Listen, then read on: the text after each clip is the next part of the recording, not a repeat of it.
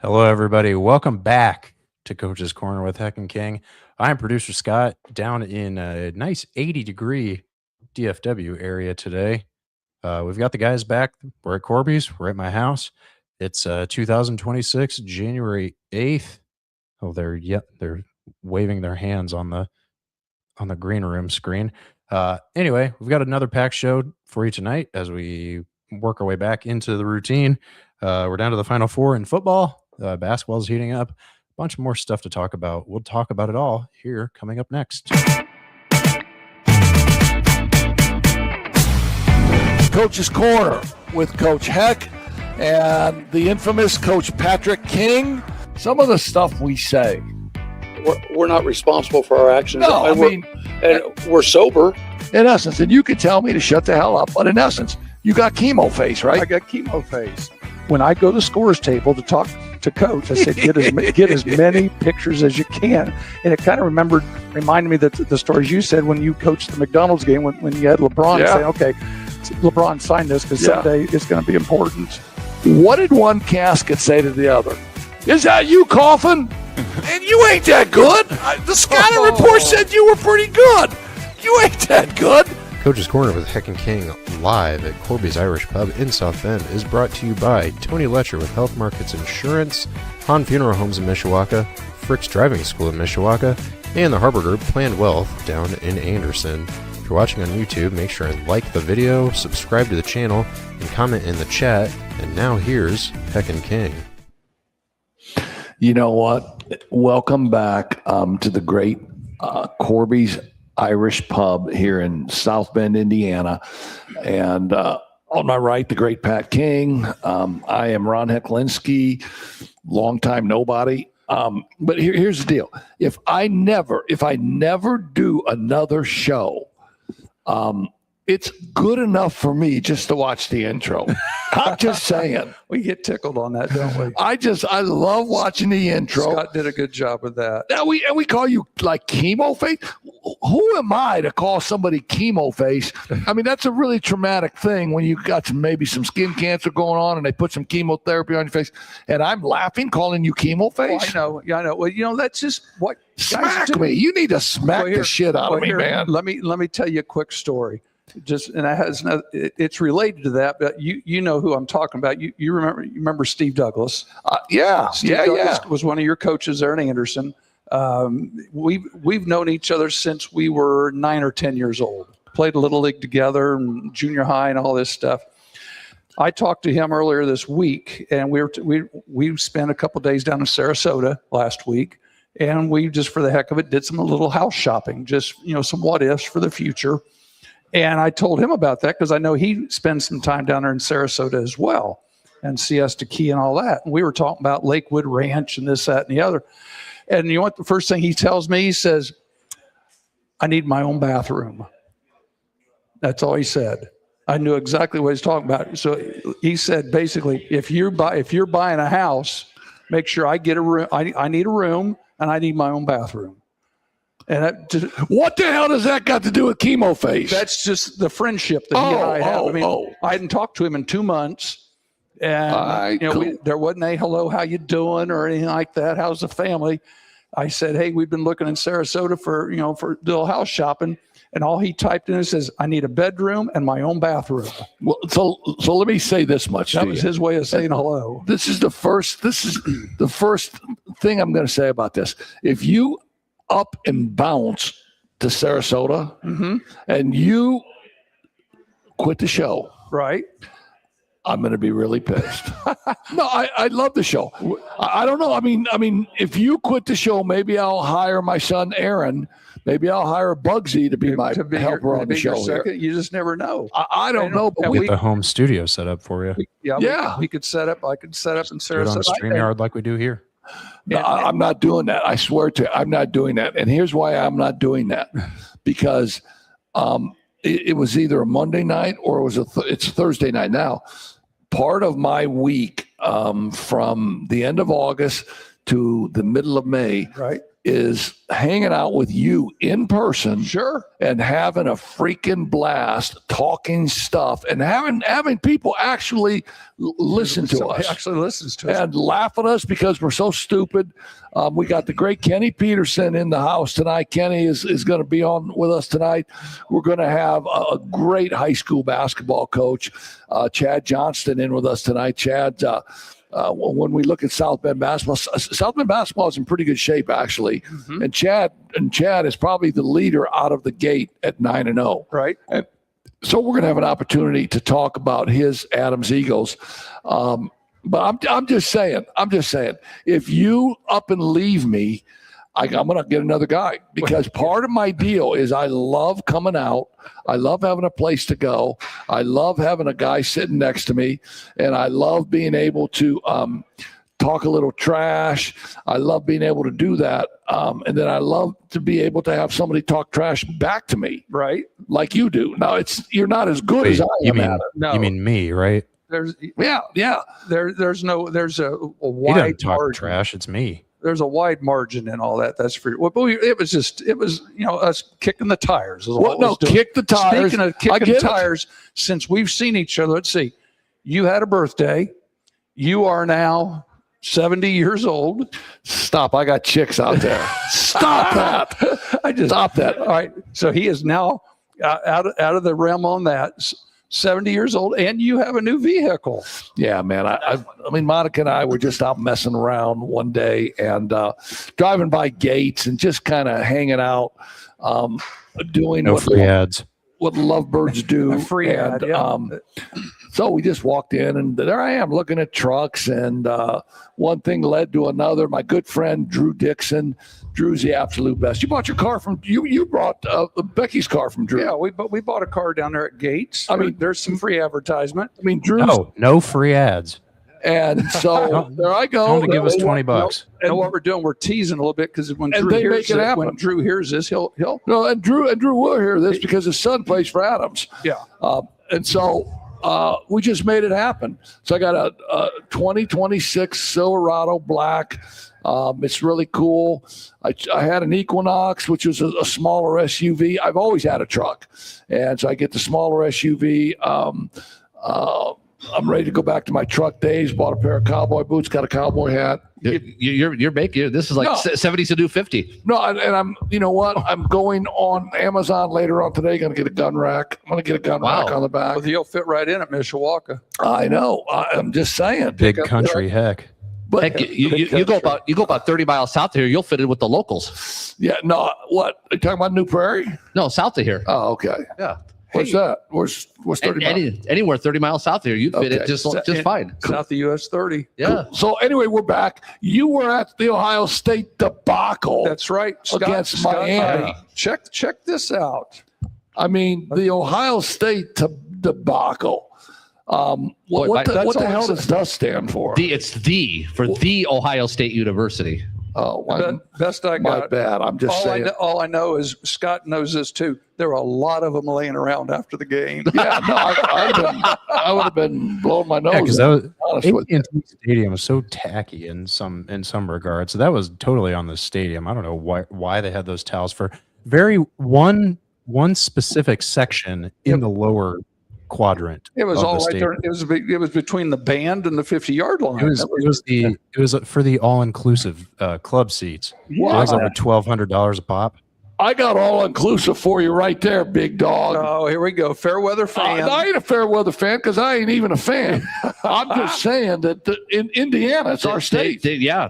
And they were well represented out there in Pasadena. It's our state. I don't think I have anything that says IU on it. And my wife got her degree at IU Kokomo. Does that count? It does count. Okay. Yeah, she got her degree at IU Kokomo, business administration.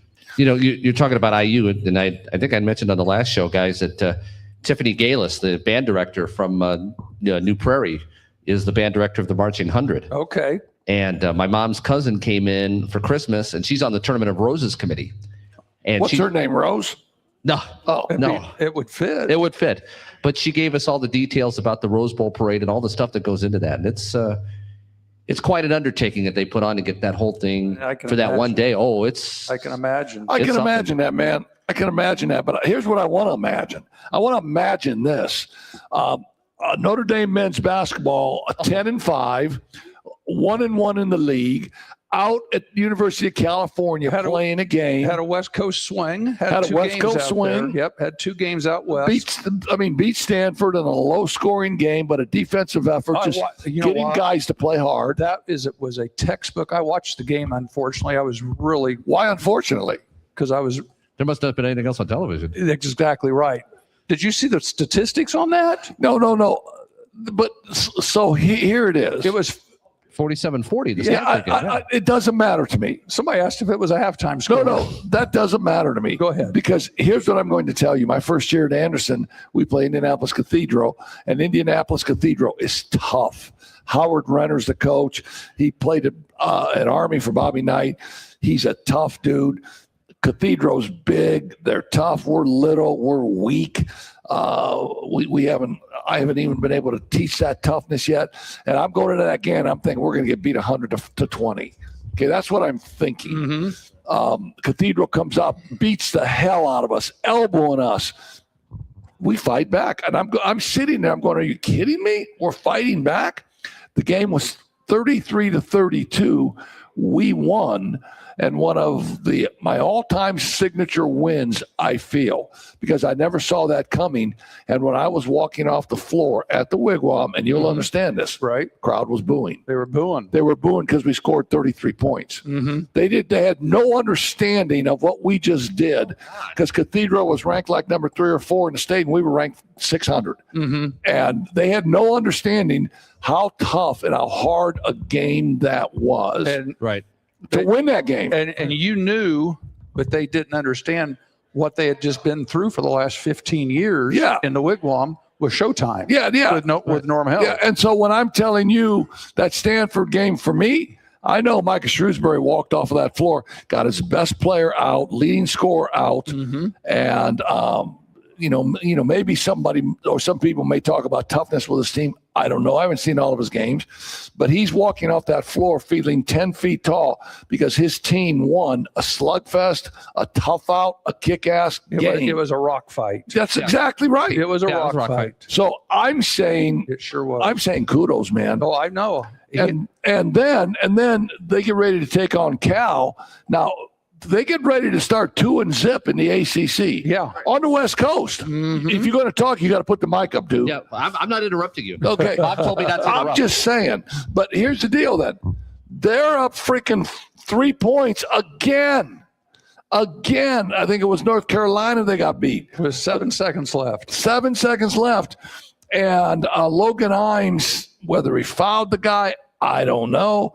But the dude hits a 3, is fouled, 4-point play. Notre Dame gets beat. They get beat. It's the second time they've lost that way. Second time they've lost. And I'm just saying, some of the calls down the stretch obviously went against Notre Dame. You're playing on the road, dude. You're playing in Cali. Yeah. You got a bunch of hippies roughing the game. It's California, man.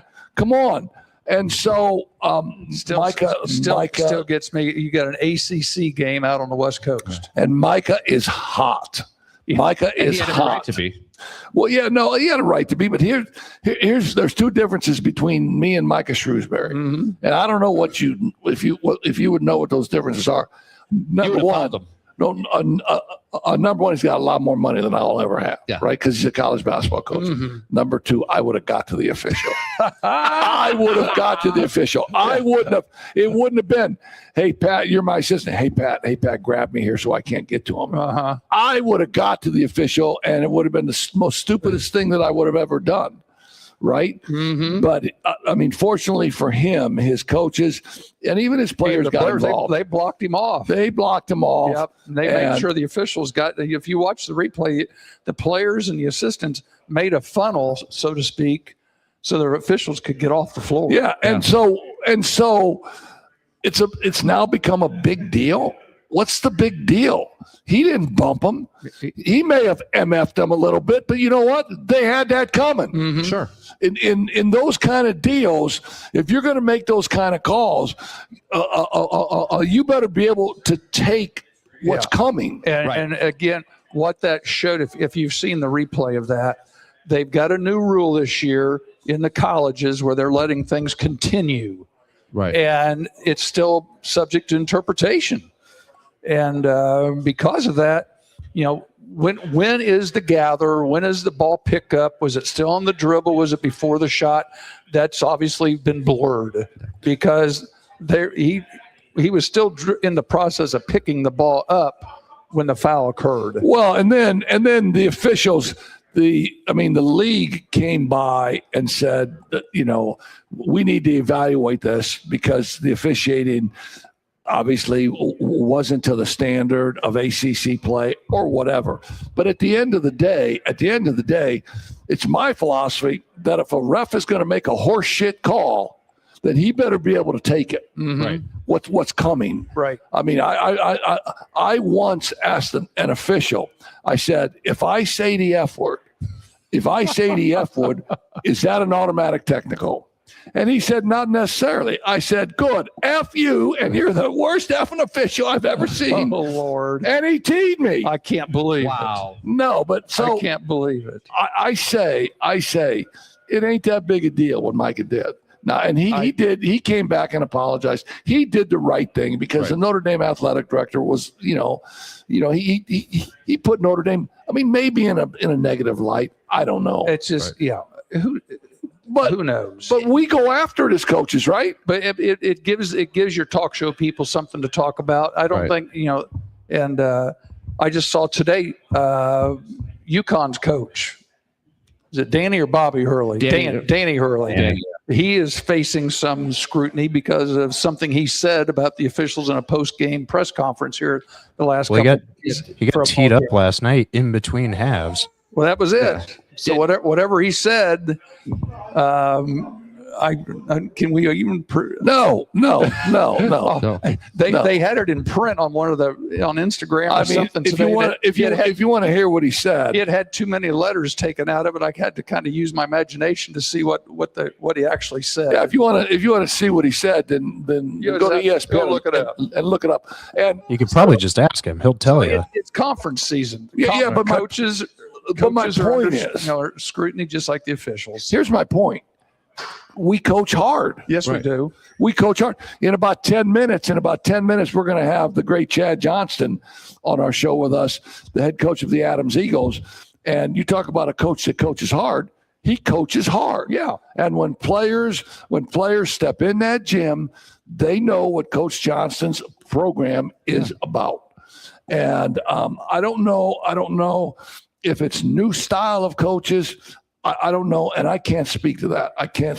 Because I was never that. Right. I don't think you were, No.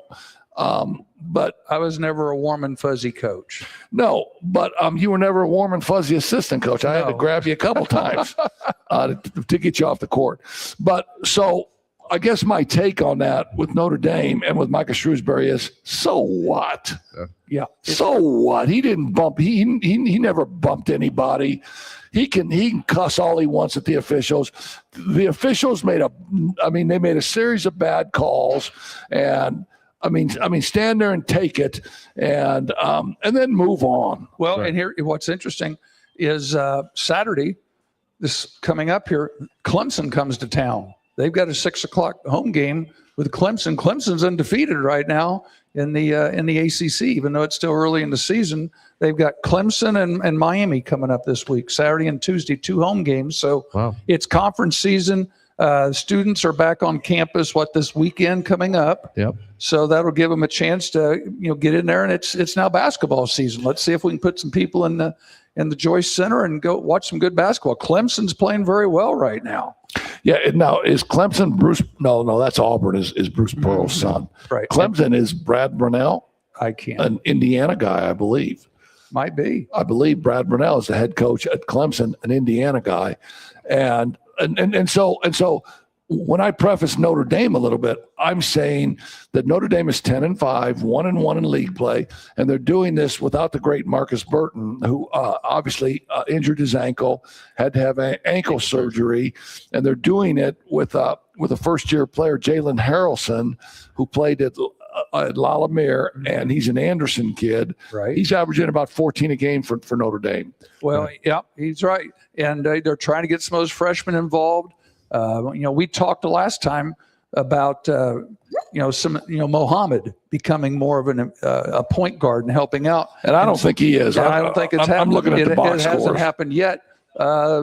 As soon as I say that, the next day, I think I read the news where they bring, a football player in that was from Ben Davis. Mark Zachary. That's going to be their backup. He was an Indiana All-Star last year. That maybe he is, but right now they've got Imes playing, probably more than we thought he would. And let me get into Mark Zachary for a minute, if you will. If you will, let me get into will you let me get into Mark Zachary for a minute? Do I have Fire a away. choice? Yes, you do. Okay, you got 30 seconds. Okay, Mark Zachary was hurt last year, played in 7 games for Ben Davis, averaged 7 points a game. Okay, Chase Konechny averaged 22 points a game, just one of the leading scorers in Northern Indiana, in the history of Northern Indiana. Right. And his team, St. Joe, wins the state championship. Chase Konechny doesn't make the Does team. not make the All-Stars. And Mark Zachary, who averaged 7 points a game and played in 7 games, makes the team. I just wanted to grab, the game director, Mike Broughton, and say, Mike, Chase Konechny, a 4-year starter. Are you Right. kidding me? Exactly. A state champion, Mhm. a 20-point scorer. A dunk that won the state title last Yeah, year. yeah. So I got nothing really against Mark Zachary, but in my opinion, I'm an opinionated Polish guy. So being opinionated is bad in itself, but being Polish with that is doubly tough. And the coach that we're going to have on was also an Indiana All-Star head basketball coach, and we'll talk about his experience with that. I was the Indiana All-Star basketball coach maybe in 2011 and had a great experience with that. But we are going to, Scott, why don't you take us to a commercial break? We'll talk about our great sponsors. We will slide the great Chad Johnston in here for the mayor of New Prairie, Kenny Peterson, and we'll chat it up with Coach Johnston for a minute. Looking to get your driver's license? Frick's Driving School in Mishawaka makes it easy with the Indiana State Driving Exam in-house for just $65. No formal driver's education is required. If you're 16 years and 270 days old, which is like 9 months, and have held an Indiana learner's permit for at least 180 days, which is like 6 months, you're eligible. Frick's provides the vehicle. All you need to do is bring a ride to and from the office. The exam only takes about 20 minutes, and you can walk out with your official Indiana driver's license. To schedule, call 574-256-0650 or visit fricksdrivered.com. Finding private health insurance can be stressful. What if it didn't have to be? I'm Tony Letcher, licensed insurance agent. I prefer to personally meet with my clients so I can get a better understanding of your needs and budget. I can even review your current coverage. I don't want you to be my client today. I want you to be my client forever. Call Tony Letcher today to schedule your free consultation or visit tletcher.com. Han Funeral Homes, located at 505 West 8th Street in Mishawaka, continues a proud tradition built on one promise of family serving families. With deep roots in the community, Han Funeral Homes offers traditional burial, cremation services, and now pet cremation options, providing compassionate care for every member of the family. Families in Mishawaka have long trusted Hans to guide them with dignity, understanding, and personal attention through life's most difficult moments. For more information, visit them online at hanfuneralhomes.com or call 574-255-1474. Han Funeral Homes, a family serving families. Thinking about retirement, Harbor Group Planned Wealth helps you answer the big questions like when to draw Social Security, how to manage investment risk, and what health insurance might cost. Wondering if you can earn part-time income after 62 without losing benefits, or if retiring could actually feel like getting a raise. They've got answers and a plan to guide you. Call call the Harbor Group at 765-393-1074 or visit Harbor Group, HARBER.com. That's harborgroup.com.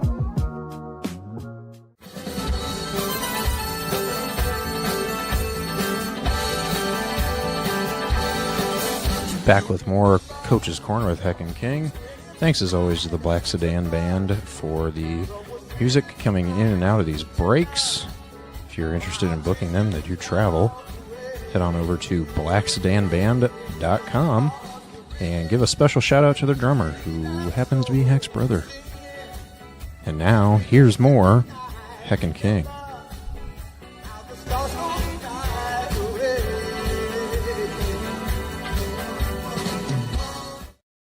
Yeah, speaking of Alabama and my brother, I spent maybe 3 or 4 days after Christmas down in Birmingham because my nephew is a senior in high school and he plays for John Carroll High School.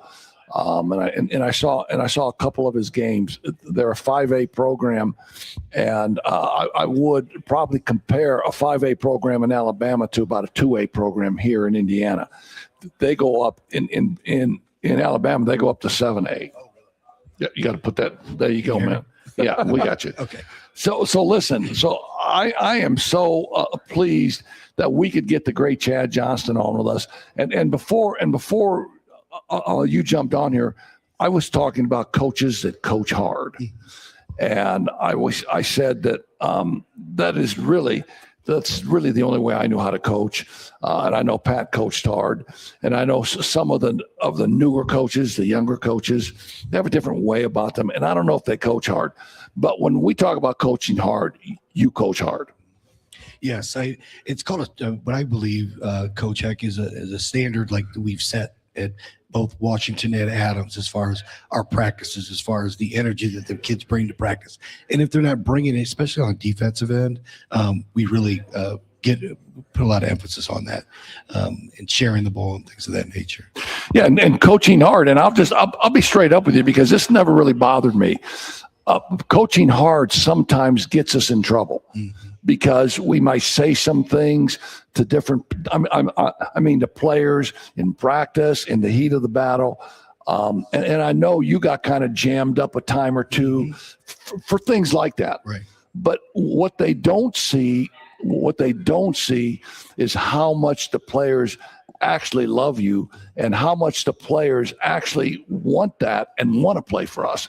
Now, sometimes their parents get hurt. Yeah. And I always said, I don't care if you're hurt now. If you tell me your son doesn't like me, then I may take a little bit, into it. But when I coach my guys hard, doesn't matter to me whether I jump on them, whether I'm a little verbal with them, but that's just the way it is, right? It is. And it really comes to fruition when the kids come back and either coach for you, or I had 3 in the gym today that just are on break from Howard or IU or whatever it may be. And they want to be a part of hanging out at practice or whatever it is. So that to me is really, really good when the kids come back after they're done playing for you 10, 15, 20 years ago. Yeah, I think that's huge. I got jammed up at Anderson. Maybe my 10th year, I was there for 18 years. Maybe my 10th year, I got jammed up and the principal wanted to fire me and blah, blah, blah. And I had to go before the school board. And one of the comments that the administration made was that, Ron, you're not good for kids anymore. Well, I took that personally, and I started doing some stats and maybe looking at my legacy a little bit.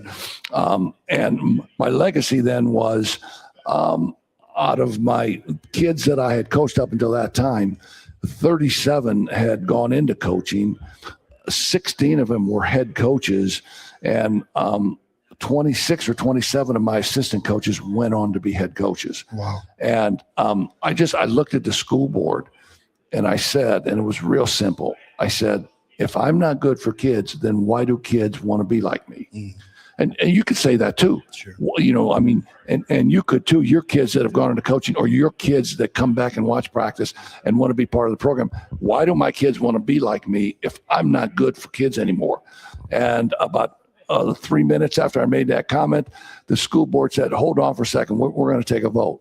So they voted 7-0 to, throw the stuff away. Mm-hmm. And I always thought that was really interesting when an arbitrary person can come out and make a comment like that, and they know nothing. They know nothing about the facts. They know nothing about it. Very true. And that things happen and you grow and learn from it, whatever it may be. And I've really grown and learned from the past. I don't dwell on the past. And I've really taken it to this team and every team I'm going to coach in the future about maybe good things or bad things that have happened. But I'm totally thrilled about our team. They've come up, they've grown, they play together, they hang out with each other, and a lot of coaches can say the same thing. But this is a really, really fun group to be around. Yeah, I think South Bend and Northern Indiana basketball is probably on an upswing this year, and I think there's a lot of really good teams. But when we start the conversation of good teams, we got to talk about, your team at 9-0. Mm-hmm. And when I look at your schedule, I'm seeing, Huntington North is a great program. Columbia City. Mm-hmm. Columbia City is a really, really good program. Right. And I've heard the comments, you haven't played anybody yet. And that's okay. I don't make the schedule all the time, to be honest with you. You can only play the people they schedule. Who's on that schedule.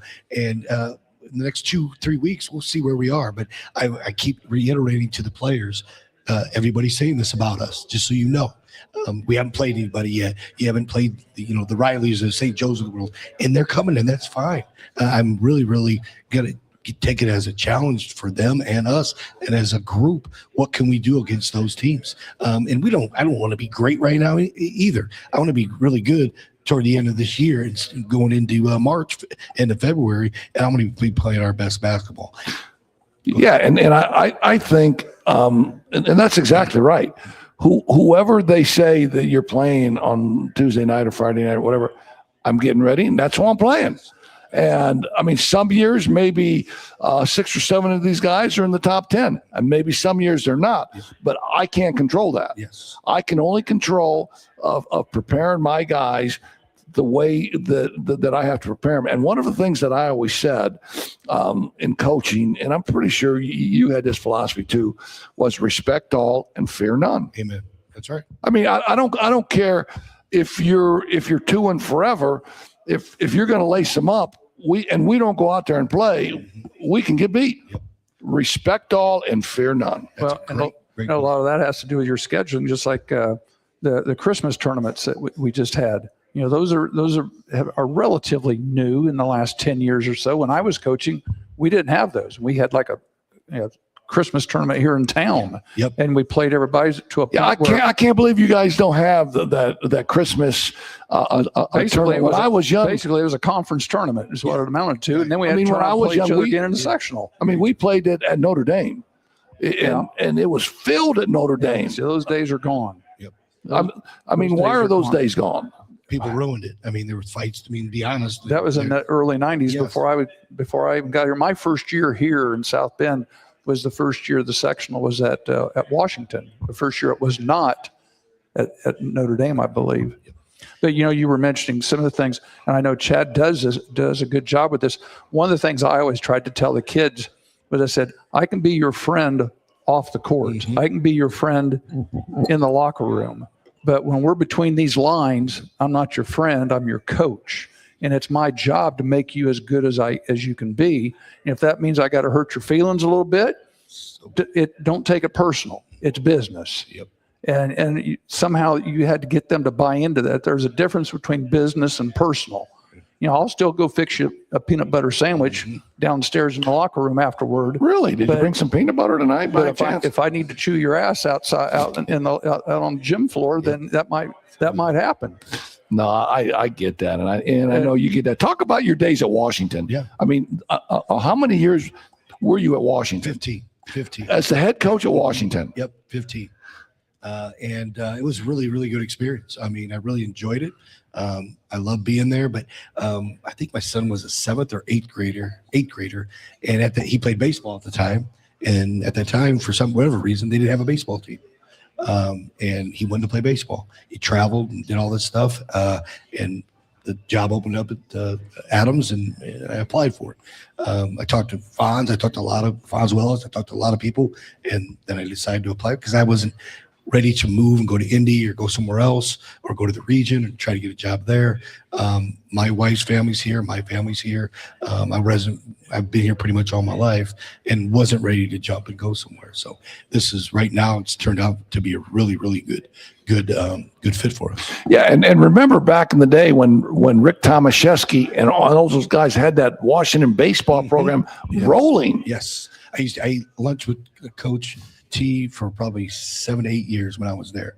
Every day we ate lunch together. We brought our own lunch and we sat and talked about the past, his teams, and really gained a lot of knowledge from him and how to do some things. And I really, really respect it. I saw him a couple months ago. So And that field out there was immaculate. Great call. Yes. Immaculate. And I drove by there a little while ago, and it just breaks my heart. Yep. And I think it does his too. Yeah. We're talking with him. So Yeah. So obviously you had tough kids, the West Side kids at Washington, didn't you? yes, really did. I remember because I was an assistant here for about 4 or 5 years around town, and then got the job at Washington, and we had an open gym, and guys were going on either side. Guys were just pushing each other into the bleachers, like just over their head. And it was like a wrestling, and no one would call a foul. I go, I like this play. This is pretty good. This is pretty good.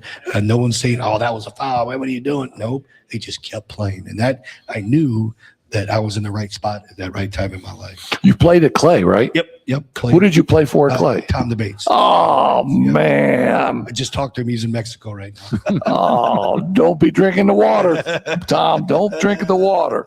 So Tom DeBates, when I was a kid, he worked on the park department, and I worked for him. Cutting down limbs, cutting down trees. Benny Karajak, who was a longtime athletic director of Penn, and Tom DeBates. Right. So they kind of mentored me a little bit. Okay. And Tom DeBates, if there's anybody to look up to and to emulate a little bit as a basketball coach, it's him, right? Yep. He's helped out. Like his wife is best friends with my mother-in-law now. But we've spent years together from after I graduated from Bethel and came back to coach. He actually gave me his father who passed. He gave me his truck. I just love this little blue truck, and he was in my driveway the next day. I said I liked it. That's just what he does. And he taught me a lot about running a program and how to run a program. Jim Parent did the same thing. I was at New Prairie for a while.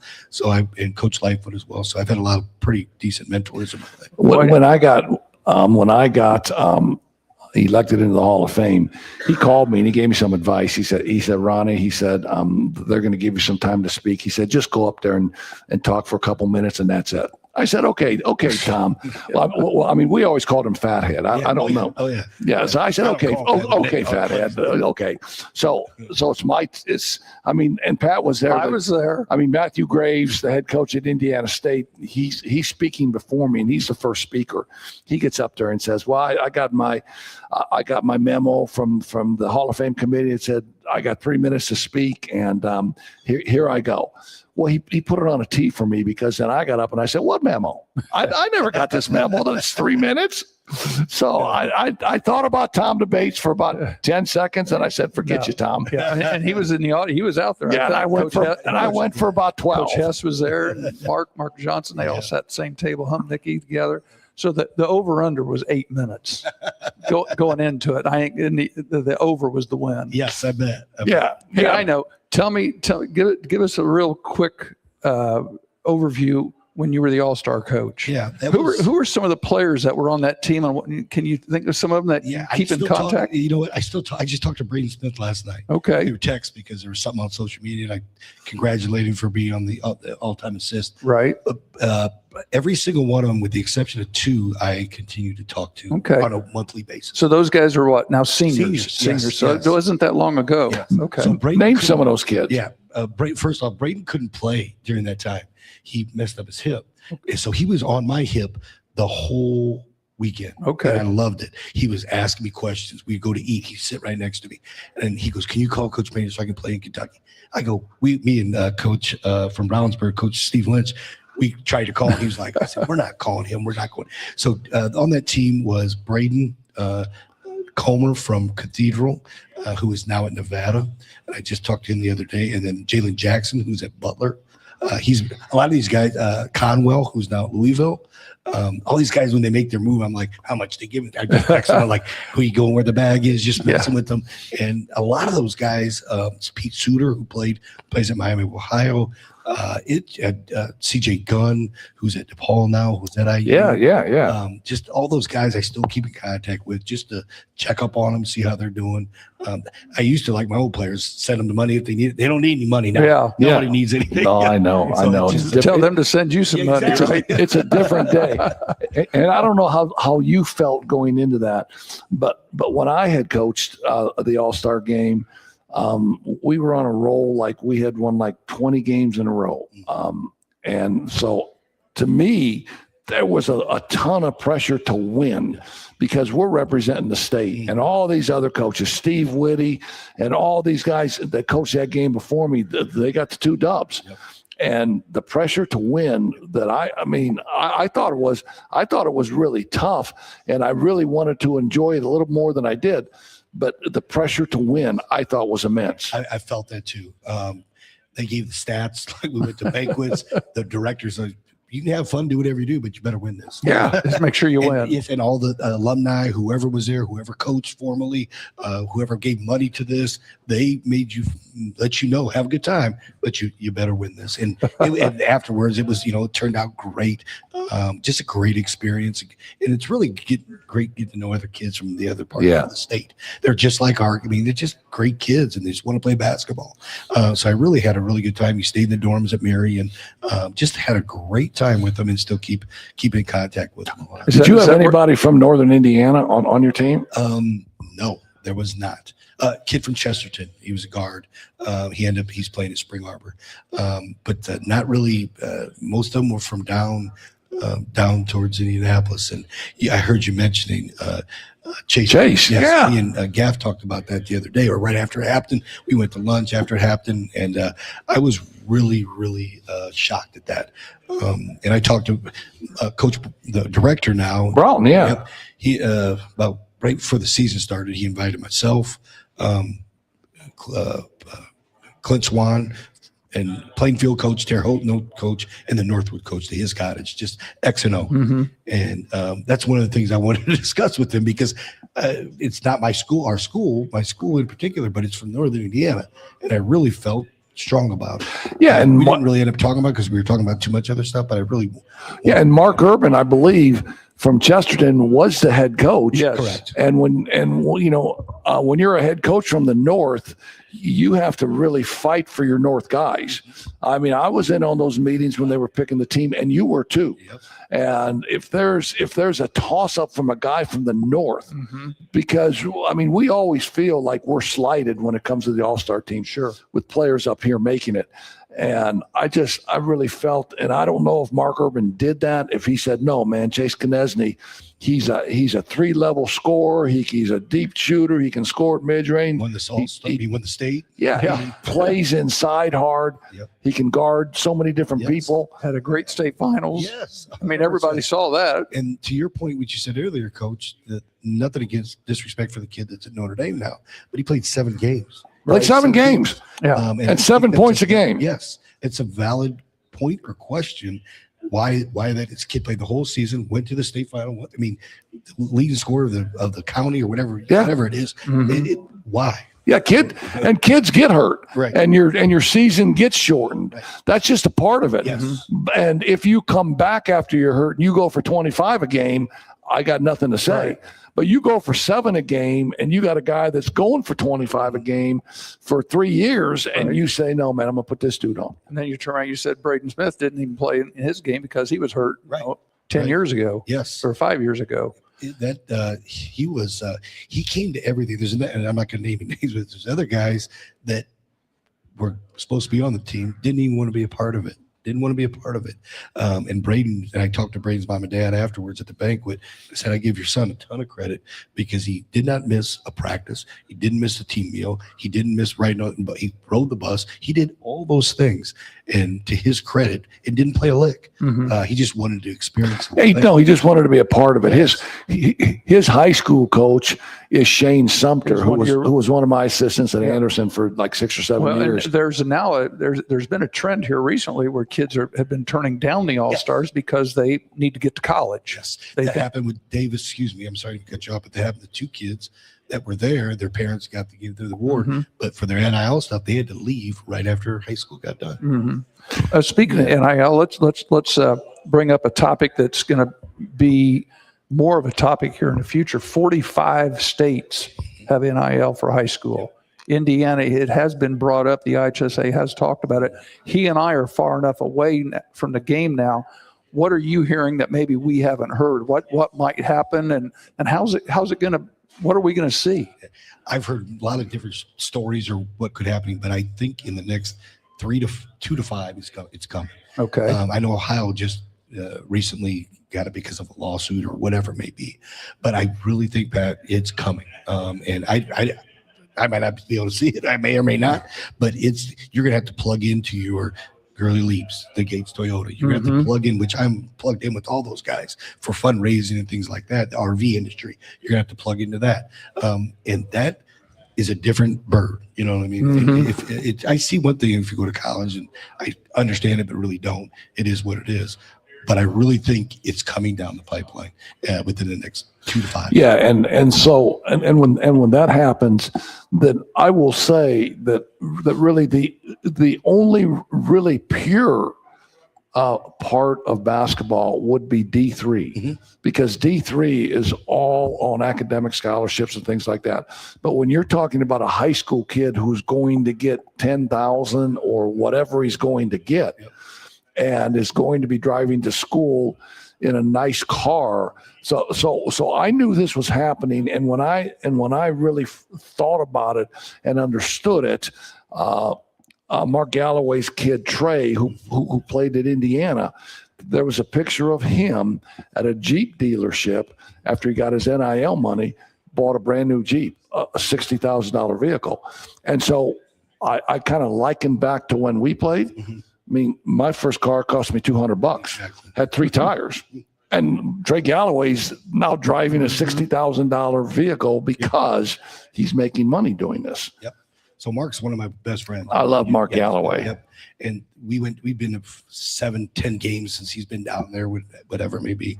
But he got the new car then. And it's a really different dynamic, and he's got somebody that manages, helps money, and he's got everything. He doesn't have to want for anything. And Trey's a good guy. I just talked to him. His birthday recently. He's playing in Santa Cruz right now. Yeah. And talked to him over just through text. But he's done a really good job, and he's going to continue. He took advantage of the NILs, which he should. That's just, it's part of it. If you don't like it, like for me, if it comes and don't like it, you better get out. Yeah. I mean, do you deal with it? You may have to do a Krzyzewski or a Saban and get out. Yeah, and Trey Galloway and guys like Trey Galloway are lucky because their families will invest it. They won't give it to them, blah, blah, blah. They'll give them $100 here or there or whatever. But other families where they don't have guidance, and the kid's going to have a posse around them, everybody's going to take his money.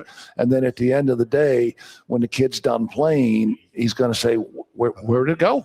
Well, just think about the kids here, Adams, Riley, Washington. All of a sudden you start talking about NIL money and think about their backgrounds. And you've got some that will be able to handle it. And you got others that money might be more money than what mom and dad are making. Could be. You never know. It depends on how far it progresses.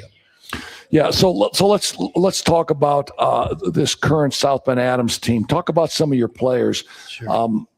The one kid, or the one thing that I mentioned that I want to mention before you get into that is Drew Dixon is a really good friend of mine. I just bought a truck off him at Gates. He's a wonderful guy, and I know his son Drew Dixon Jr.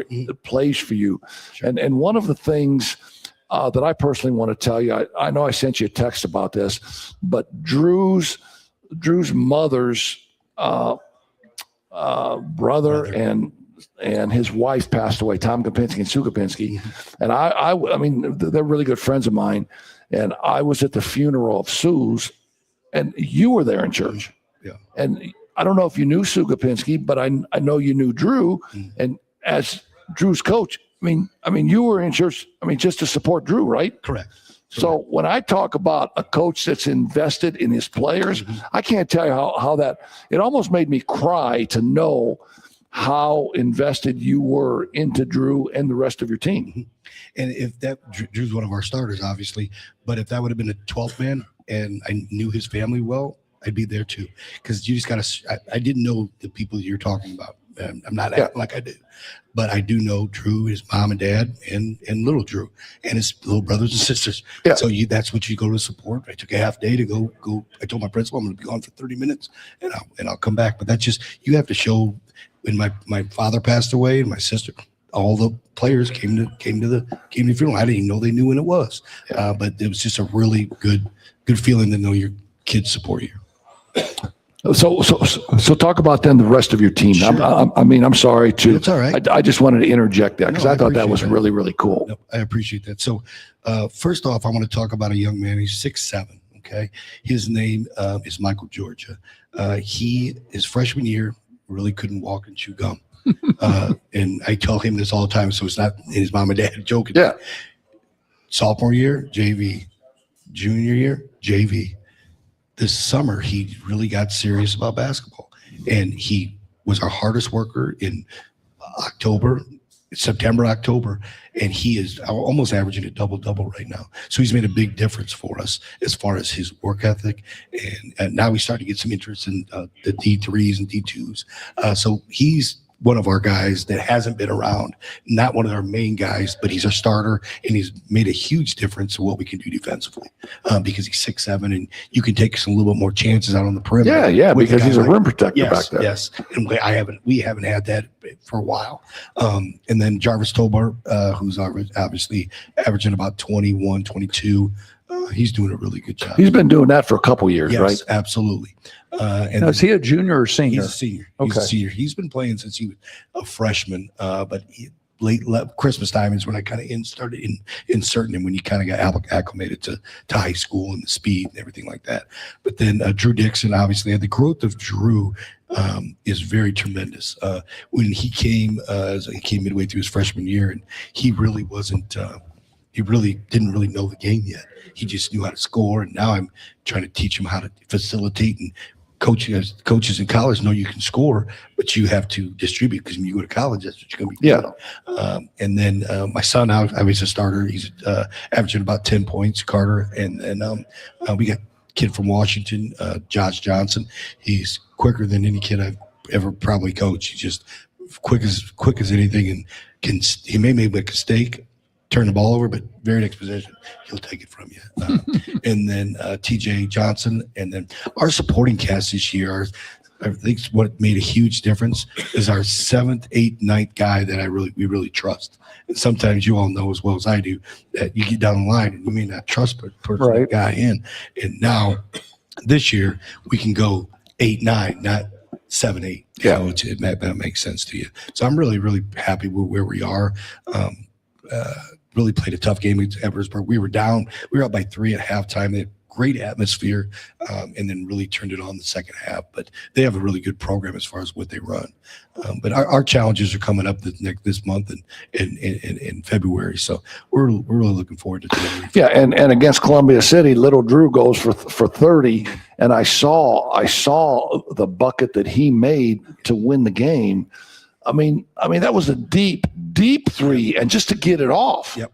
So I designed that for Jarvis. And we joked about it afterwards. We went to get something to eat, and I said, "Drew, you know that was for Jarvis." He goes, "I know, Coach, but I was open." I go, "No, yeah, you were." Because we were the 2 prior possessions, coaches. I'm telling you, we were up by 4. So I was like, "Oh, we're feeling pretty good." Up 30 seconds, and we sure as anything, we turn the ball over and then get it back, and then we're tied. I look up and we're tied, and then we get a timeout and then run something. But Columbia City, the guy that used to be at Jimtown, does a really, really good job at Columbia City, and I'm really fortunate to beat him. Yeah, and so now you got South Bend, Washington coming up Yep. there.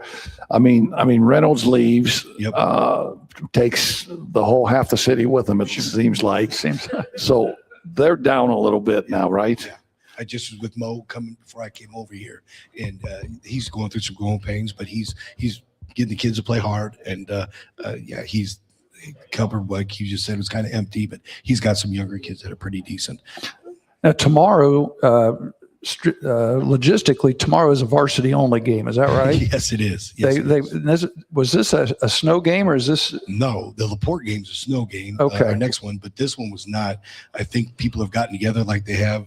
I know Pike and Fishers are playing tonight because of the IU game. So that's why I think a lot of the mind shift has shifted because Okay. the IU game starts and they don't want to miss it. And so tonight, your JV boys played Yep, and the and varsity girls. Correct. Okay. Correct. And tomorrow's varsity only at Only. 6:30. 6:30. Okay. I mean, is that because of the IU game? Yes, Wow. everybody's a couple weeks ago, even before they beat Alabama, they were talking about switching it. So Well, because Jimmy's an IU guy. yes, absolutely. No, and you're really blessed because your administrator, your principal, Jimmy Seitz, he's an ex-basketball guy. He has a great understanding. And it's like you can go into his office and you and him can talk ball. Yes, And he understands that. yes, he understands everybody. He was my assistant, I think, at Washington for 9 years, and so we kind of read each other. We know what's going on. We kind of feel the same way about everything. You know, you try to align yourself with people that think like you do. So that's kind of what we've done for the past few years, or 9 years at at Adams, and it's really good to bounce off basketball stuff or kid stuff or classroom stuff with him. So Yeah, I think that's really great Well- to have administrators. And obviously you Well, in your tenure at Madison Right. would have felt that too, right? Sure. Well, and a lot of that too. Think about some of the things that go on at school during the school day, where you can take care of it. It's the Yes. old philosophy of if you're coaching, to teach in that same building. Yes. And- And you don't, a lot of the places now that doesn't happen. So you have that luxury. So let's say one of your kids gets in a bind during the day with a teacher, whether it's academic or behavioral or whatever it might be. And Jimmy gets on the phone, and says, "Hey, get down here." Yep. That's a great point, Coach. I'm telling you, it goes both ways. I'll get an email from a teacher, "Hey, so and so did great today, did a great presentation," or vice versa. Mhm. Had a freshman today. A teacher emailed me, "Can you come down here?" Went down there, took care of it, went back in class. If it's nothing over the top, which very rarely happens, it's just little things that turn into big things. Yeah, and if you don't get a handle on them right away, they develop into big Well, things. one of the things I found too, especially when I was there at Adams for those 15 years I was there, was a lot of times your juniors and seniors can help take care of some of Yes. that freshman, sophomore stuff, because they've now, some of that stuff you told them Mhm. and they did the same stupid stuff when they were freshmen. And now as they're juniors and seniors, some of them are trying to catch up and make things up going, they remember being in that situation where they can go take care of some of your business and it works. And it goes, so many different directions. It helps them with some leadership and it gets them some ownership in the Yes. program too. So what I do, that's a great point. I pair up a senior with a freshman or underclassman, and you got to tell me how he's doing at the end of the week. So the other thing is so when we went on this Huntington trip, I normally pair you 4 seniors together. Well, I paired a senior, a junior, a freshman, and a sophomore who you may not always talk to. You're Mhm. going in a room. You can all collect and be in a room together, but you're staying in this room. You're going to eat. You're going to sleep. You're going to talk to one another, and that has made a difference a little bit too. Just because who hangs out with who, I don't want this pocket of kids just going over. We're going Mhm. to Burger King. I want everybody going to Burger King or whatever it is, and Yeah. that's different than the first 2 weeks. It wasn't like that. Now it's progressive. Yeah, and I think it's really cool. Talk to being able to coach your own kids. Yeah. I mean, you get to see them. I mean, it's like, and you did it too. And you get to see him every day, man. Every day you get to see him in every different scenario, how he acts when he's on top of the world, Yep. how he acts when he's struggling, and you get to see him. I think that's priceless. You can't put a price on it at all. And I'm telling you, this has been a great. 2 or 3 years with him. He's got one more year. It's just been a joy. You can't put a price on it one bit. I coached my other son, but he was more into baseball. If he would have tore his rotator cuff, he'd probably be playing in Southern Illinois. But that is what it is. That's what he's an IU now, doing great. But I just love being in. I didn't get into coaching, and nobody here did to coach their kid. But if they have an interest, you gotta keep putting a spark in it. Yeah, I remember when I played high school basketball, I played for the great Bob Donewald, who was a legend in South Bend. He was really tough. He went and he went on to coach with Bobby Knight and all that stuff. But I remember coming home 3 days in a row, and we practiced at 6 a.m. in the morning. So we were able to eat dinners with our family, which now it's tough on kids because they're there till 6:30. But so every night at 5:15, my dad would be home, and 3 days in a row, my junior year, I'm whining about Coach Donewald like a little fifth grade schoolgirl to my dad at the supper table. After the third day, my dad says, hey, Ronnie, go downstairs and get your practice gear. I'm thinking my dad's going to take me to the gym because my dad coached me at St. John's in junior high. He's going to work me out. He's going to get my confidence level up. Well, we drive by the gym. I said, Dad, where are we going? He said, we're going to Coach Donewald's house. I said, why are we going to Coach Donewald's house? He said, because you're quitting. I said, what do you mean I'm quitting? He said, I am tired of hearing you come home and whine. He said, Coach Donewald's a great coach, and you're acting like a little baby. He said, you're done. I said, Dad, stop the car. I'm jumping out. Stop. So we get about a block before his house. He pulls over on the curb. He says, I'm done with this. If you ever do it again, you're done. But how cool was that for our father or my father to be able to do that? Because nowadays the fathers listen to it. Yeah, they listen to it, and they're in the segment that blames the coach. And my dad put it on me. You're done. So I think, and obviously things change over time, and parents change and people change. But I was so lucky to be able to grow up like that and learn those lessons. Sure. Well, the challenge we have today, and you're right in the middle of it, is dealing with these single moms. Yep. So a lot of my core philosophies have not changed, but I've been on some certain things, right? You can bend, but you don't break on your core philosophy things. And I have a parent meeting. So my wife says the only thing I'm organized in is I have a 15-page PowerPoint. And if you're got a son and you don't show up, you don't play the first game. So we have the 15-page PowerPoint, and everything's laid out. And if you don't agree with it, you can go to St. Joe. You can go to Washington. Doesn't matter. But if you sign all this, and then all this is laid out, we're not going to have any discussions. There's no meetings. We're not doing this unless I or he does something wrong then we're not having a meeting about anything. And that has truly helped me. Yeah, I think that's great. Throughout my time at Adams, just laying everything out. So not just a code of conduct. There's a social media contract. There's it's not just for the student, it's for the parents as well.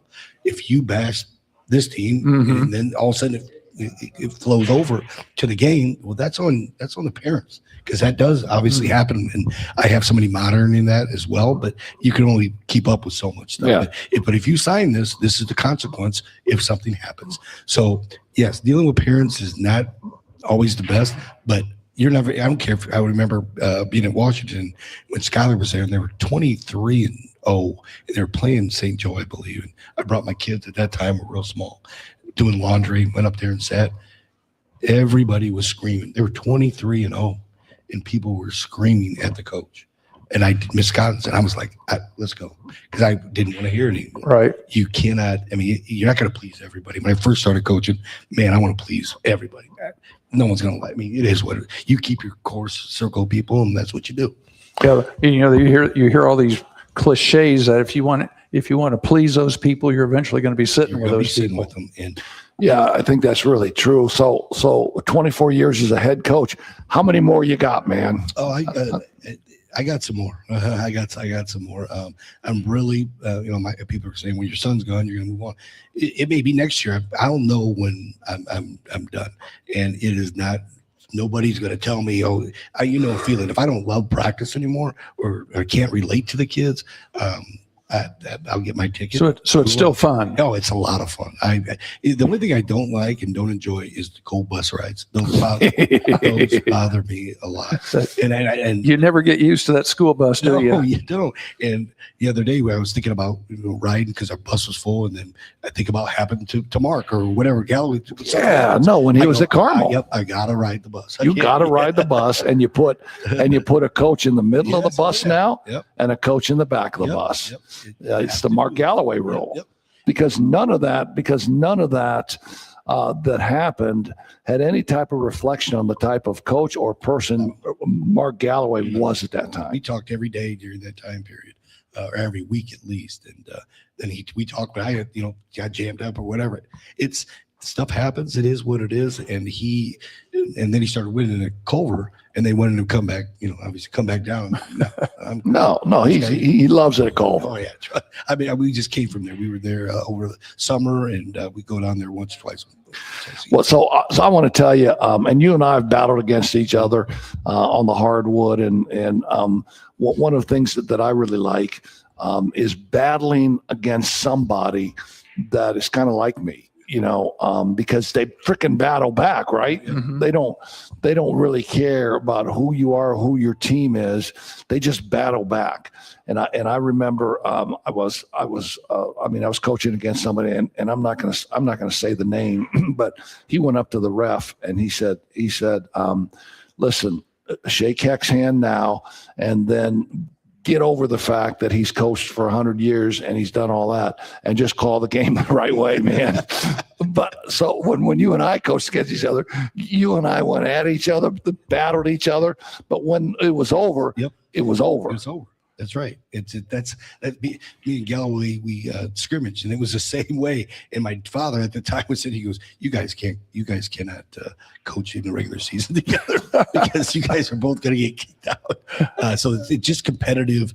He was my roommate at Bethel, and he stayed with me in the summer times, and we got real close then. But we were competitive back then. Whatever we were doing, if we were here at Corby doing Papa Shot in college, we were competitive like that too. So it's just the nature of, if you're competitive, that's what it is. I remember coaching over against him when you were at Washington, and you were getting on an official about something. I remember I yelled, "Get him, Chad! Get him, Chad!" like that. And then you kept, I go, "That's enough. Save some for me," stuff like that. I'll bet you said that. Yeah. I did. I said, "Save some for me." Yeah.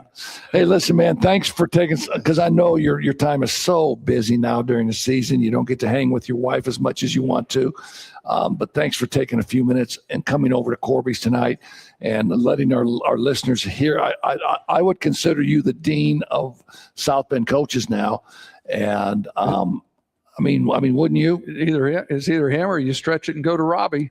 Yeah, Between no, the without two of question. you. Yeah, I mean, without question. You guys two are the old guys. timers. Yes. Yeah, And in and those meetings, we used to be the younger ones. I'm You like, guys were the kids. yes. Very yeah, much. and I'll be excited to continue. I'm going to do your Adams Penn game, and then I'm going to be doing your South Bend St. Joe game on the video part of it too. Okay. So I can't wait to come in and watch you guys play and watch you take care of business, man. But anyway, congratulations on a great career. Another 10 years, man. That'd put you at 34 years.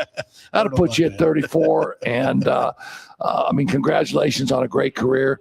And the one thing I would always tell you is keep coaching how you are. Right. Thank you. And don't let anybody else mess with you and try and make you coach any other way. I mean, coach the Chad Johnston way. I appreciate it. Thanks for having me on. All right, Pat, you got anything last time? I'm good. This is always fun. This is one we could sit here and talk forever. No, I know. We got to get him out of here so he can go get some rest. This is one night he gets to go to bed early, maybe. I got you. All right, man. Hey, listen, Scott, why don't you take us to a commercial here, and we will get Coach on his way, and we'll finish this up with some football. Thinking about retirement, Harbor Group Planned Wealth helps you answer the big questions like when to draw Social Security, how to manage investment risk, and what health insurance might cost. Wondering if you can earn part-time income after 62 without losing benefits, or if retiring could actually feel like getting a raise. They've got answers and a plan to guide you. Call the Harbor Group at 765-393-1074 or visit harborgroup.com. That's harborgroup.com. Han Funeral Homes, located at 505 West 8th Street in Mishawaka, continues a proud tradition built on one promise of family serving families. With deep roots in the community, Han Funeral Homes offers traditional burial, cremation services, and now pet cremation options, providing compassionate care for every member of the family. Families in Mishawaka have long trusted Hans to guide them with dignity, understanding, and personal attention through life's most difficult moments. For more information, visit them online at hanfuneralhomes.com or call 574-255-1474. Han Funeral Homes, a family serving families. Medicare plans can be confusing, but they don't have to be. I'm Tony Letcher, licensed insurance agent. I can help you compare your options because I'm appointed with many nationally recognized carriers. With my help, you can find the coverage that fits your needs and budget. I don't want you to be my client today. I want you to be my client forever. Call Tony Letcher today to schedule your free consultation or visit tletcher.com. Looking to hit the road with confidence, Frick's Driving School in Mishawaka has been helping drivers of all ages gain the skills they need for a lifetime of safe driving. With experienced, patient instructors, including our very own Pat King, and flexible scheduling options, Frick's makes learning to drive easy and stress-free. Whether you're a first-time driver or need a refresher like our own Ron Heklinski, Frick's has you covered. Plus, for just $65, they offer the state driving exam in-house. No need to go anywhere else. Visit fricksdrivered.com, where you can call 574-256-0650 to get started today. Back again with more Coach's Corner. Shout out, as always, to the Black Sedan Band, now in their... Well, they've been with us since the start. We'll just say that. They do travel, so if you're interested in booking a great cover band, go to blacksedanband.com, or you can check them out on YouTube after you're done watching us, of course. Now here's more Heck and King. Yeah, what a great interview with Chad Johnston. Just an outstanding coach. And I know he was a little soft-spoken here, but when you get him on the court, he's anything but softspoken. It's because he can't talk. He's got coach's voice. Yeah, he's got coach's voice. We all got coach's voice, man. I mean, I could sing Bob Seger better than anybody, after I got done coaching the game. And we got a couple other great guys in here tonight. Danny Osberger's here, a St. Joe guy, and Billy Sarukas is in here tonight. His dad was a great basketball official in the day, and Billy's a St. Joe guy also. So I want to thank you guys for stopping by tonight, and we are going to have Billy. Billy has had a great career with some FBI stuff, some Secret Service stuff. He wrote a great book called Chasing Evil, which outlines some of his cases. And we're going to have Billy on in a couple of weeks. And he might know one of my buddies that I went to high school with. Who the guy that shot everybody up on the freeway in Washington, D.C.? No. He was an FBI agent. Who? John Pistol. John Pistol. Yeah, John Pistol was then the president of Anderson University, and got out of. He was the director of the FBI. Second. Or second in. He was in charge command. of TSA. Yeah. He was in Homeland Security with during Bush and Obama. But we're going to have Billy on, and he'll talk about his book here in a couple of weeks. But it's great to see these couple of guys. Hey, let's finish the high school stuff real quick since Chad's gone. Tomorrow night, where'd you say you're going to be? I'm going to be at St. Joe Riley. St. Joe Riley? Yeah, Riley's pretty good. Riley maybe is 8-1. St. Joe 6-3. But when I talk about strength of schedules, and Chad talked about his strength of schedule a little bit, and how you can only play who they tell you that you're playing, but you have a little bit of a choice in who you want to play. In that sectional, a Penn has a strength of schedule of 21st in the state. Well, and I'm going to be at Elkhart for the Penn Elkhart game tomorrow. Yeah, that should be a great game too. Riley strength of schedule is 24th in the state. They both played some good teams during Christmas. Yeah, but St. Joe's strength of schedule is 15. St. Joe started out with Chesterton, with Indianapolis Cathedral. They played Mount Vernon, which has and if Mr. Luke Basketball. if Luke Ertl is not Mr. Basketball, there needs to be an investigation. And if Luke Ertl is not Mr. Basketball, I'm going to hire Billy Sarukas to head that investigation and why he's not Mr. Basketball. And he very well will be the new point guard next year at Purdue. Well, yeah, Braden Smith's going to graduate, and Luke Ertl will come in there and take over. But that Mishawaka sectional will be really good with Penn, Riley, St. Joe, and Adams in that. That'll be a must see. Yeah, and You know, one of the surprises up here in the north right now is over in the Northern Lakes with Goshen. yeah, I mean, Michael Goshen does a great job. They're 8-0 now. I don't think you can compare their schedule to what you just talked about, but it's still hard to argue that Goshen's 8-0. Well, here was the cool part, guys. Tuesday night they played Fairfield at home, and the place was nearly packed. Yeah, that's And- good. and- That's a good old, Northern Indiana basketball. I know they've got place Concord was coming packed. up. Yeah, Next week they go to Warsaw.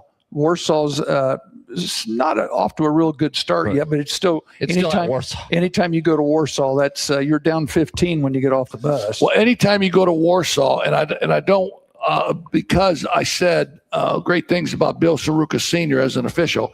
Anytime you're going to Warsaw, the head coach's two uncles and their brother-in-law is going to ref. Now that's just the way it is, man, and you just got to get used to it. Back in the day when Bill Sarukas Sr. was an official, Kevin Weinberg was a great official back in those days. There were a couple other guys that were just legends. And it didn't matter where you played. It didn't matter if you played at St. Joe, if you played at Riley, if you played at Adams. The officiating was just going to be that. It was just going to be an officiated you game. knew what you were going to get. Right. Nobody had any Yeah. agendas. You mentioned you've got St. Joe on Friday night. St. Joe's got a big game Saturday. They go back down to, I think they're going down to Southport, aren't they? Yeah, that Yeah. Southport They're shootout doing that- got They rescheduled. rescheduled it. They play Silver they Creek. play Silver Creek. Yeah, we can't do that game because when we do games, we video stream those games, and Southport had an agreement with another video company that was streaming those games. But I'm excited to do that South Bend Riley game, and I know the story of me doing those games and on RRSN. We're doing him in honor of one of my former teammates, Dave Kuzmits, who passed away. And in order to do those games, we've had to raise a lot of money. And guys that I played with in 1971 through 1975, guys have sent me money and said, how much you need, Heck? How much you need to do these games in honor of the great Dave Kuzmits. And the money came pouring in, and the guy supported it. So it's such an honor for me when I broadcast those games to then talk about Dave Kuzmits and talk about his memory and talk about the guys like the great John Laskowski, like the great Tom Abernathy, like the great Brian Canfield, like the great Mike Ledusky, Jimmy Godach, all those guys, Frankie Johnson, just sending me checks Right. and saying, heck, hey, do the games. Right. And so And then no matter where they are around the country, they can actually watch them. yeah, I mean, You can just say tune hi into to 'em. rrsn.com and you can watch and listen to those games.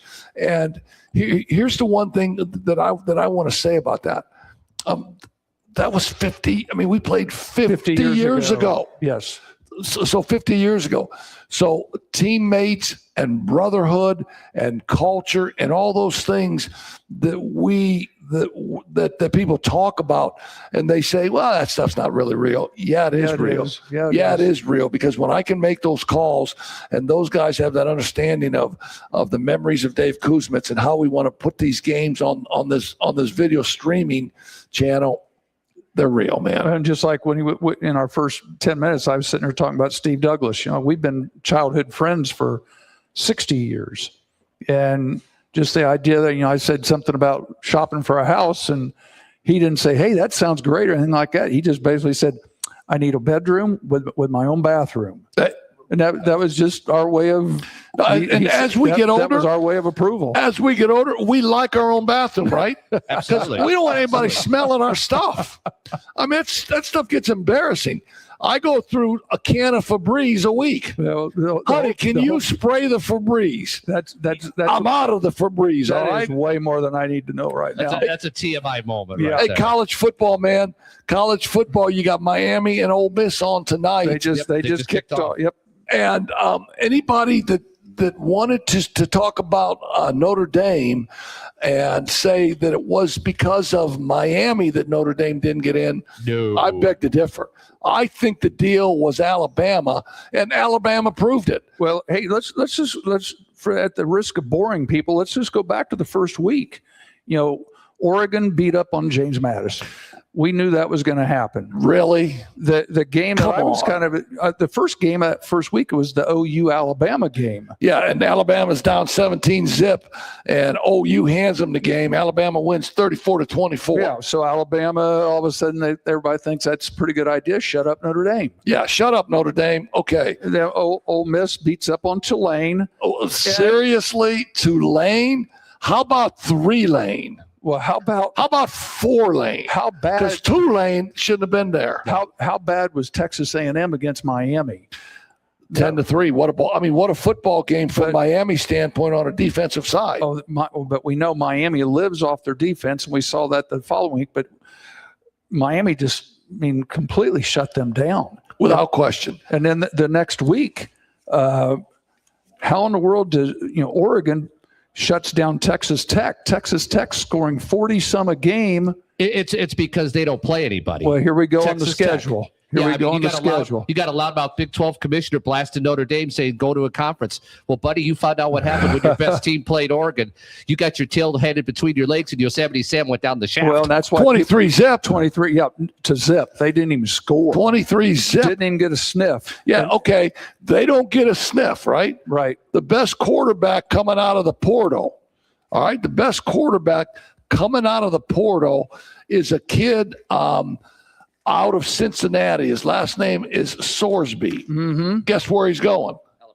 Texas Tech. Texas Tech ponied up and said, "We gotta, be able to score some points." I saw that he is going to make more money next year in college than what Shedeur Sanders made with the Browns this year.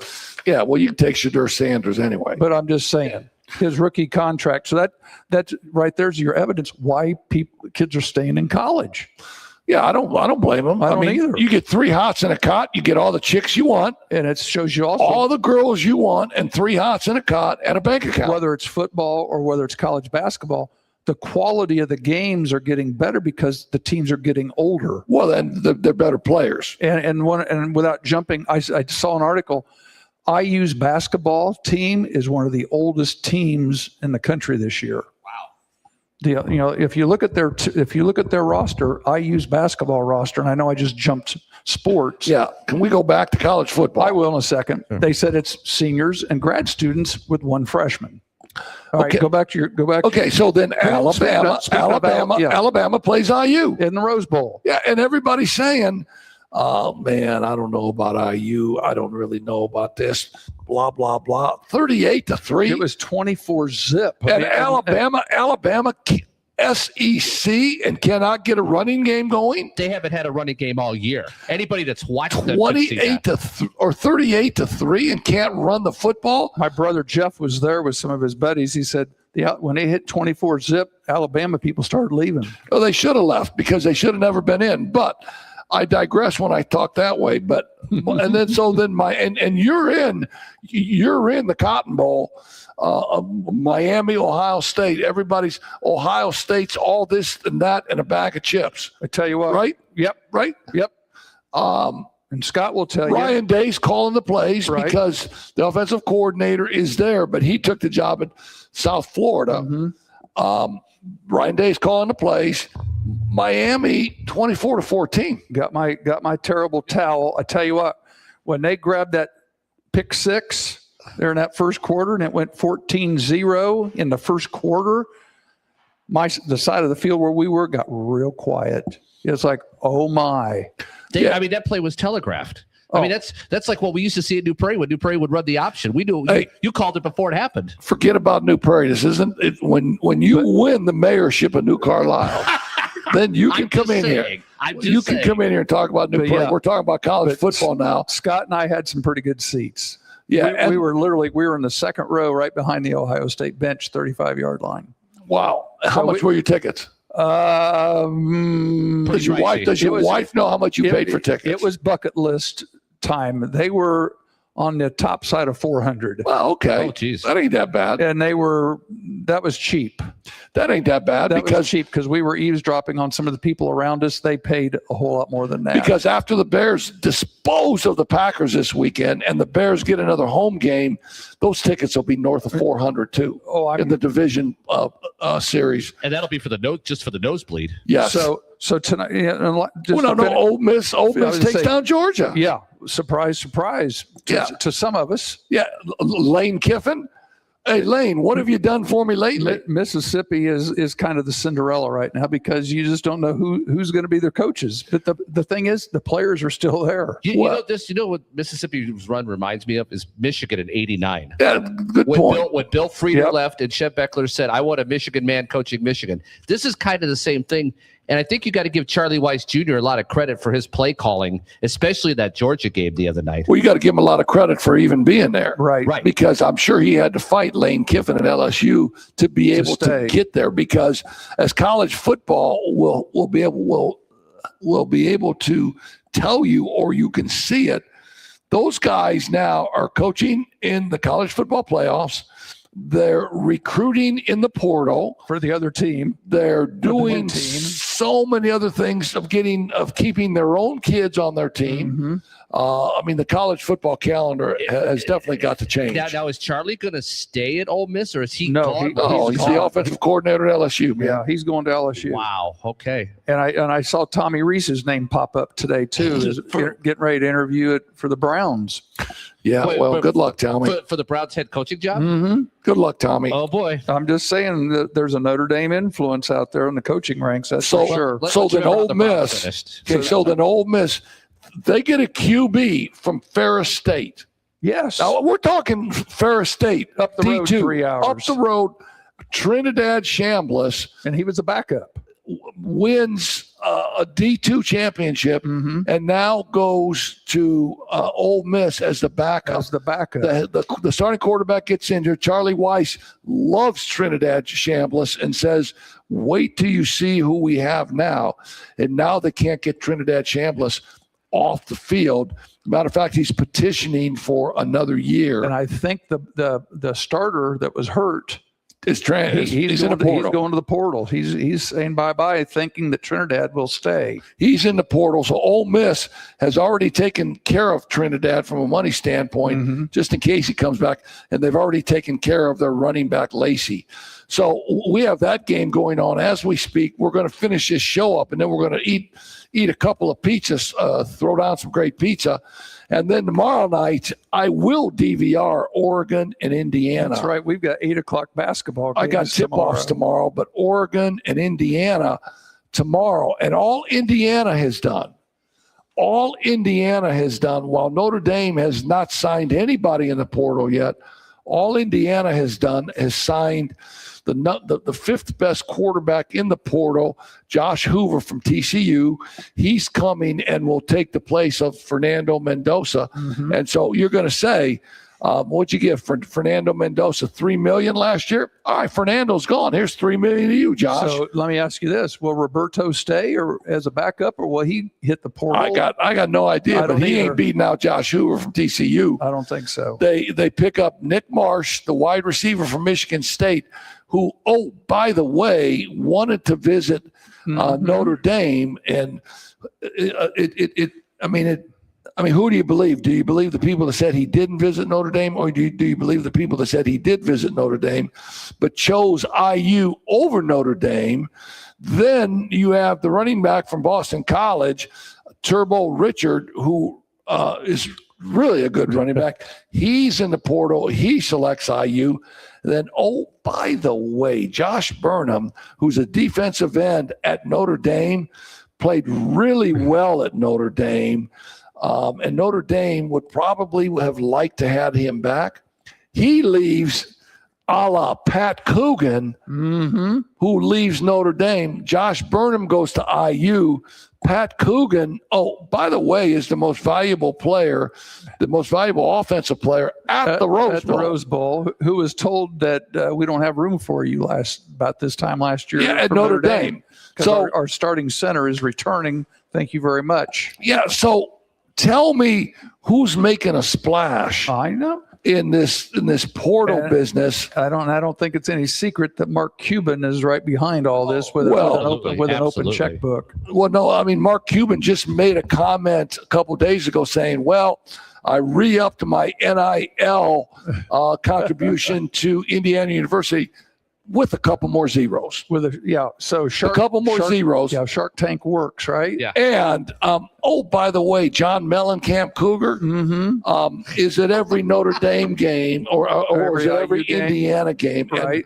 Re-upped Yeah, his. did you hear one? It was my brother Jeff said one of the songs they played Small Town or something on the PA system, or Jack and Diane, one of them out there at the Rose Bowl, and everybody it was a sing along. Yeah, and John Cougar said, well, for my millions, I get to play that song. And Kenny Minchie, backup quarterback. Kenny Minchie commits to Nebraska. I'm going to go to Nebraska. I'm going to play for Matt Rule at Nebraska. And I keep saying, oh, by the way, and I just slap me, will you? But, oh, by the way, He changed his mind. Kentucky comes in and says, Kenny, you don't want to hang in the cornfields of Nebraska. Come and hang in Lexington, and we'll give you a lot of money. And maybe we'll take you to a horse ranch, Yeah, by the way. maybe we'll get you a couple horses. Yeah, get you a couple stallions. And he switched, and he's going to Kentucky. Going to UK. You're So, exactly right. How about that? And then the Not For Long League, We got to talk. the NFL, Wild Card Weekend coming up. Not For Long League. What a great weekend! to How be- many have coaching 3 jobs we got TVs. open? Doesn't matter. 8. I think, 8, maybe 9 now. Miami Dolphins, Mike McDaniel. See you, Mike. Cleveland Browns, Kevin Stefanski. Adios, Kevin. Atlanta Falcons, Raheem Morris. We never should have hired you, Raheem. The Baltimore Ravens. Oh, by the way, John, 18 years. Great run, John. See you, John Harbaugh. New York Giants, Brian Daboll during the season. Las Vegas Raiders, Pete Carroll. Pete, you hit 70. You're too old. Adios. Here's 2 years. We're going to pay you, Right. Pete, by the way. The Tennessee Titans job. And then the Arizona Cardinals is open. Now, which one is going to hire John Harbaugh? Because he will be first on everybody's list. Am I right? Yeah, well, yeah, and I think any one of those can hire. The thing I heard is that he wants to have control of either Personnel? being the general manager or getting rid of the general manager so he can have influence on the new general manager. Yeah, well, the new general manager at the Atlanta Falcons is going to be Matt Ryan, the ex-quarterback of Atlanta. So And I heard Aikman is going to be doing the same thing with the Dolphins. Aikman is choosing who the general manager is going to be. They've enlisted Troy Aikman to put his 2 cents in. The playoffs, the NFL playoffs, Panthers against the Rams. Now the Panthers play in that godforsaken league where they're 8 and 9, The NFC, South. and 8 and 9. It happens and it happens every year. they win the league ahead of Tampa Bay and Baker Mayfield. Who lost their last 8, the Colts. Yeah, and Baker Mayfield needs to go back to those commercials where he was living In the stadium. in the Those stadium. were in Cleveland. So, so the Panthers and Rams play. The Eagles are the 3 seed. They play the 49ers, who are the 6 seed. I think that'll be a pretty good game. 2 weeks ago on a Sunday night, the Bears and 49ers played a hell of a game. Did you stay up the other night and watch the end of the Steelers? Of course I did. Baltimore? Of course I That did. was so. I mean, just as a fan, that was exciting. The That That was an fun. exciting game. But And what was interesting was missed kicks. But you have Decided you it. have to stop what you're doing because you're getting me off track. I'm sorry. Because now I'm going to the Bears and Packers Of course you are. in the NFC. Game 3, Bears, right? Game 3, Sunday, 1-1. The Bears had a chance to win the first game, interception in the end zone. Second game, the Bears do win it late. Third game, Bears-Packers. Jordan Love back playing for the Packers. But Kyler Gordon back as the slot corner for the Bears. Rome Odunze back as a wide receiver for the Bears. Hell of a game. Did they win their home games, or did they were the wins? Each team won their home games. They won their home game. Okay. So a hell of a game Saturday night at 8 o'clock. I got a couple of games to do at IUSB on Saturday afternoon. I will then be in my chair, popcorn, tacos, nachos, and non-alcoholic beer, ready to go to watch that Bears-Packers game. And Bears better get off to a good start on Saturday. Yeah, no, they have to. They have to. Then Sunday you got a triple header. Then Sunday, Well, and Monday night. the bye, obviously, then in the NFC, the Seahawks. Mm-hmm. Sam Darnold, who plays great for the Vikings. Sam, we don't need you, man. We got J.J. McCarthy. Sam, go ahead and leave. Okay, Sam, we'll take you at the Seahawks. They're only the number one seed, by the way. Number one seed in the AFC, the Broncos, the great Sean Payton. I mean, Sean Payton can coach. I don't care where you put him. He can coach. Okay. Bounty Gate at New Orleans, all that stuff. He gets let go. Let's take him to the Broncos after 2 years. He's the bye. Steelers and Texans. Now here's the deal. And this is the deal. Whoever lost that Steelers and Ravens game was getting canned. Right. Now, would the Steelers have actually fired Mike Tomlin if he lost? That's a good The point. word was that they would. That they would. Now we'll never know. Yeah. No, and John Harbaugh's team did lose. Adios, John. After 18 years. Adios, John. And who is the quarterback for the Steelers this year? Obviously, the great Aaron Rodgers. That's something. And I don't care. He's 42. He can still sling it around the yard. Hey, Phillip Rivers was playing it. He's 44. He had a nice drive there at the end to get that lead, and then for Baltimore to turn around and get that punt or kickoff return back to midfield and have another chance for. I mean, they were so excited, and then the guy misses the extra point. So that's a 2-point game. Yeah, and then the young kid for the Ravens misses the field And I heard goal. he got put on waivers today, by the way. Hey, No way. Yep. it's a what have you done for me lately? Wait, league. you're telling me that the rookie who missed the kick is out of a job? Yep. Hell yes, he is. And I'll tell you who probably fired him was John Harbaugh. Cut him before he got fired. Anyway, the Jaguars against the Bills. How about Lawrence? How about Trevor Lawrence having a bounce back year?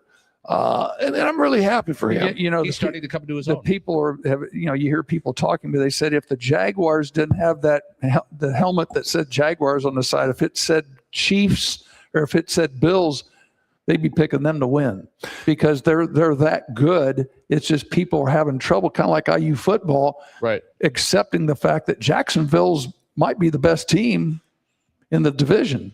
Yeah, and They're good. And then They're obviously you're going to get the chance to see Trevor Lawrence go against Jason Allen or Josh Allen, who's just a stud for the Bills. And then you got the Patriots against the Chargers. And why not talk about the Patriots for a second? Isn't it amazing? Patriots are back in the It playoffs. is amazing because Bill Belichick is 76 years old, got a 24-year-old girlfriend. How many He's in years? study hall right now. How many Bill. years has he not been at? How many years has it taken? Has this been 3 years? 2. Just 2. This is the third year that he's been gone, and Mike Vrabel came in, and Drake May doing a really nice job at QB from the UNC. But at the end of the day, Bill Belichick, she's 24, and she's telling you what to do, Bill. She's in press conferences. She's telling you can't talk to Bill unless this is out there for him. Is Bill going to go back to the NFL? Bill needs to get some depends, and he needs to figure it out because, we're 70 years old, Pat, right? Speak for yourself. 24 years old. I got no time or energy for that. Do you? No. No, my beautiful wife's 53, and I love her to death, and she runs me around. But anyway, the NFL, the Not for Long League, man, I can't wait. This is one of my favorite times of year now to see these playoff games. Yeah. And then college basketball is going to be hitting us. We're going to have a lot of college basketball coming up. That's for sure. Hey, I can't tell you how happy I was to come back and get involved in this show. We've been gone 2 weeks. We want to thank our great sponsors. They're amazing. We want to thank the great people at Corby's. Joe Mitiga has just been an outstanding. He makes things great for us here. And they said tomorrow night they got the IU alumni. Yeah, this place will be packed tomorrow night. Yeah, we won't have the seat won't be available tomorrow. No, and next Thursday the students will be back in here, so the atmosphere will be great again. Yep. But we want to thank Corby's so much for allowing us to have our show here. Great hanging with you guys. Great hanging with you. I have not made any comments about what next week I may be maybe a little different complexion. No, you haven't a little work done. I'm going through the dermatologist stuff. Chemo face. Let's just say round 2 or round chemo. 3. Yep, chemo. Yeah, I'm doing the chemo on my and face. I'm not saying anything about it. It's a skin peel. Yeah, and you look amazing as far as I'm concerned. I still got a face for radio. Yeah, and you got a face for. Well, I'm not even gonna say it. I got a You face. said he was having work done. I thought he was getting Botox or something. Oh, yeah, maybe. Or some lip fillers. Scott and I had a Looking blast like Millie last Bobby week. Brown. Scott and I had a blast last week. What is it? Thursday? Good job, Scott. Yeah, Scott. Yeah, was you like that one? A week I love ago. it, Yeah, Scott. put your face on there so we can see you. We were at the Cotton Bowl this time last week, having a blast. Yeah, well, I'm fixing to eat a little pizza right now. We're going to have Billy Sarukas over here with us, Aaron and his buddy. We're going to throw down some pizza. Scott, Wait, heck, what did you think of the final episode of Stranger Things? I did not watch it, but I did watch Landman last week, and it was I love Landman with Billy Bob and Sam Elliott. You guys got to tune into that, by the way. Scott, pick a song. Sam Get us Elliott. out of here. I'm out of here, Who's Scott. You're the language best man? man. Keep being the best dad to that little girl. Pat, you're the absolute best, but anytime you're moving to Sarasota, I'm getting another guy. You're the mayor of New Carlisle, man. Adios, guys. Thanks, Scott.